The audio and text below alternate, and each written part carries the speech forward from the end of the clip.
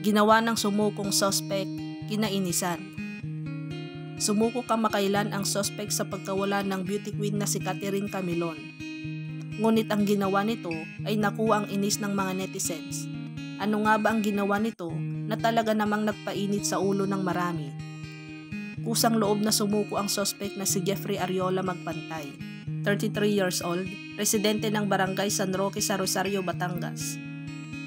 Matatanda ang isa si Magpantay sa pinaghahanap dahil siya ang personal driver ni Major Alan De Castro at parehong nahaharap sa kasong kidnapping at serious illegal detention hinggil sa pagkawalan ni Camilon. Ayon kay General Paul Kenneth Lucas, Regional Director ng PRO 4 Calabar Zone, siniguro ni Magpantay na kusang sumuko na magkaroon ng patas na investigasyon sa pagkawalan ng beauty queen. We appreciate the cooperation of all individuals involved in the legal proceedings. This act of Mr. Magpantay signals his commitment to face the charges levied against him in a lawful and transparent manner. Ngayon ay hawak na siya ng Batangas Police matapos na kusang sumuko. Ngunit bakit kinainisan ng marami ang ginawa nito?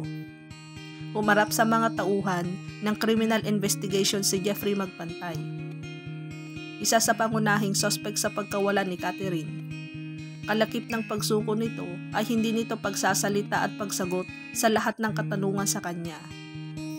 Mahigpit umanong pinagbilinan si Magpantay ng kanyang abogado na huwag sagutin ang anumang katanungan na may kaugnayan sa kinakaharap nitong reklamo.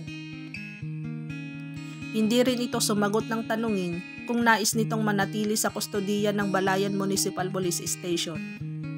Ayon naman kay Police Major Domingo Ballesteros, kahapon po kasi pumunta sila dito. Kinuha po nila yung personal record ni Jeffrey Magpantay. So after po nun, meron pa rin po silang hindi po clear sa kanila yung data na nakuha nila. So bumalik po sila para i-clarify po yung mga data po na nakuha nila kagabi. Pahayag ni Ballesteros, since po wala pa rin po lumalabas na warrant of arrest, kasi ongoing pa rin ang preliminary investigation sa case na hinaharap ngayon. Hindi po namin siya ma-treat as criminal. Nasa isang room daw ngayon si Magpantay at doon may monitor. Tikom pa rin ang bibig ni Magpantay kung may kinalaman ba siya sa pagkawala ng beauty queen. Wala naman daw nabanggit na banta si Magpantay sa kanyang buhay. 3 buwan na noong January 12 mula nang mabalita ang pagkawala ni Catherine Camilon. Gayunpaman, naniniwala pa rin ang kanyang pamilya na buhay ang dalaga at makakasama muli nila ito.